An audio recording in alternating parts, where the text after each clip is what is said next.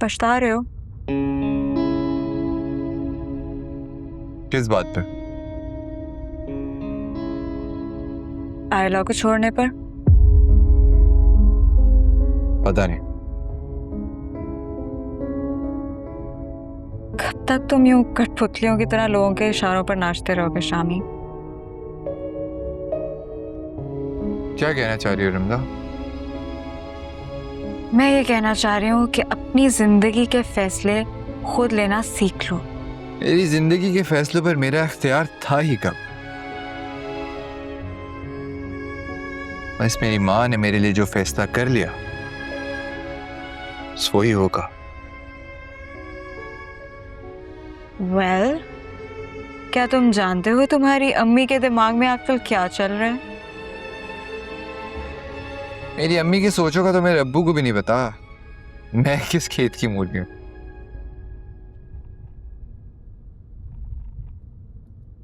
Are you okay? तुम बीमार तो नहीं हो?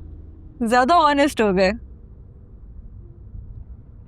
मेरी बात छोड़ो, मुझे ये बताओ तुम्हें जो बात करनी थी वो क्या है? फुफो आजकल तुम्हारी और मेरी शादी का सोच रही हैं। What?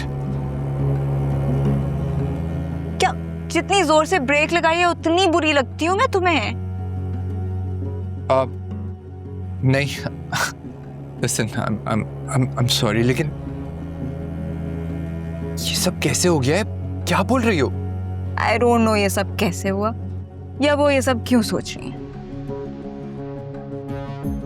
मुद्दा ये है कि उन्हें मना तुम करोगे या मैं? Obviously तुम। वाह, क्यों मुझे लगा था पता नहीं कि तुम कोई और जवाब दे दोगे शायद।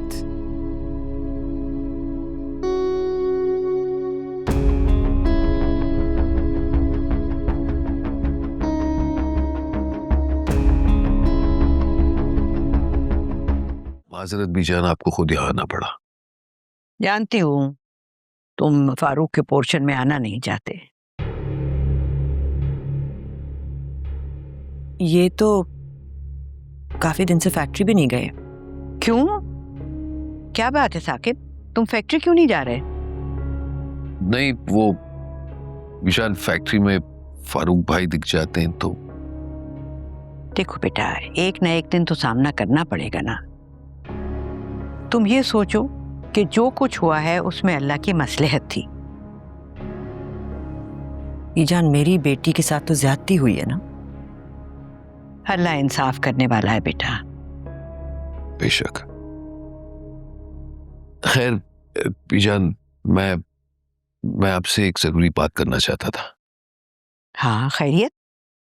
जी जी खैरियत, बस समझ नहीं आ रहा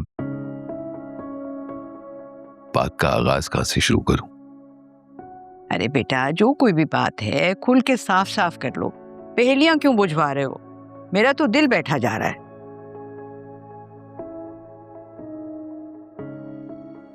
बीजान, दरअसल मुझे यहाँ मतलब इस घर में दो दो बेटियों के साथ रहना मतलब हमें मुनासिब नहीं लग रहा।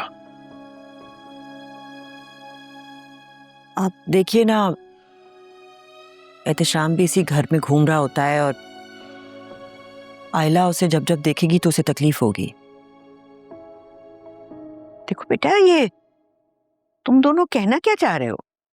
आप जरा फारूक भाई से बात कर लें और इस घर का हमें हमारा हिस्सा दिलवा दें।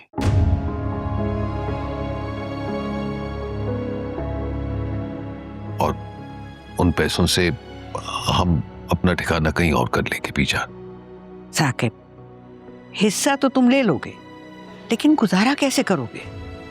मैं जानता हूं फारूक भाई की बिजनेस में मेरे कुछ ज्यादा शेयर्स नहीं रहे, लेकिन फिर भी हम गुजारा कर ही लेंगे।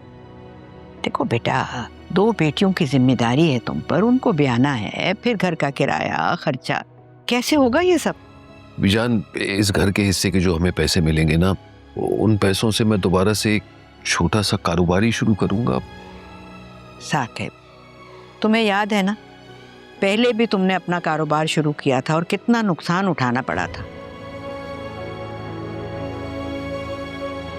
लेकिन बीजान, एक ना एक दिन तो इस घर का बंटवारा होना है ना, तो फिर अब क्यों नहीं?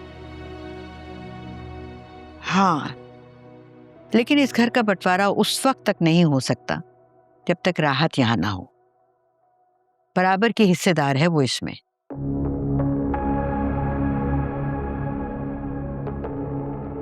इसका मतलब तो यही हुआ ना कि आप ही नहीं चाहती। यही समझ लो। इस घर के साथ मेरी जज्बाती वाबस्तगी है और मैं नहीं चाहूंगी कि मेरी जिंदगी में ये घर बिके। और मेरी बेटी की जो तल्ख यादों की वाबस्तगी है इस घर से, उसका क्या? ज्यादती की है आरफा भाभी और एहतशाम ने उसके साथ। शम्सा, शामी जा रहा है दुबई कुछ अरसे के लिए। उसके आने से पहले हम आयला की शादी कर देंगे। मैंने तो यही सोच रखा है।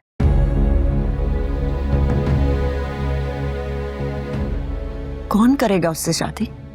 बेटा, दुनिया में अच्छे लोगों की कमी नहीं है। बीजान, इतना आसान नहीं है। और कहाँ है ये अच्छे लोग?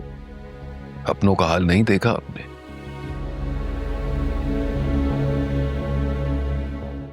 मैं तो सच में थक गया हूं।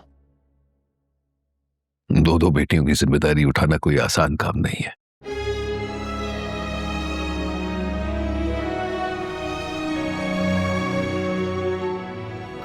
साकिब, ऐसी मायूसी की बातें ना किया करो। शम्सा का दिल दुखता है। और उम्मीद रखो जो कुछ होगा अच्छा ही होगा। जी। मैं आयला को देख लूं जरा।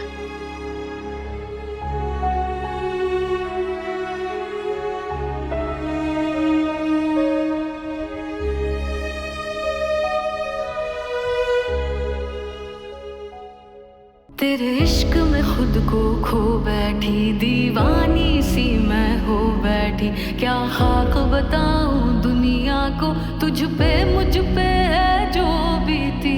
तेरा मेरा प्यार बड़ा एक आग लगी, दिलचस्प लगा। एक ख्वाब सा था जो टूट गया, दुनिया मेरी है लुट बैठी।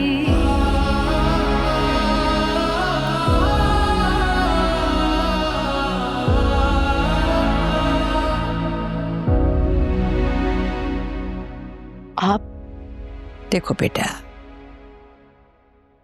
अंधेरा कमरे में हो या जिंदगी में, ज्यादा देर नहीं रहता। तुम क्यों खुद को सजा दे रही हो बेटा? मेरा जुर्म भी तो छोटा नहीं है ना। यहाँ सबका बस चले तो मुझे संसार ही कर। ना बेटा, तुमने कोई ऐसा जुर्म नहीं किया। ज्यादती तो उन लोगों ने की है जो सब कुछ जानबूझकर, सच को समझकर उसको छुटला रहे हैं।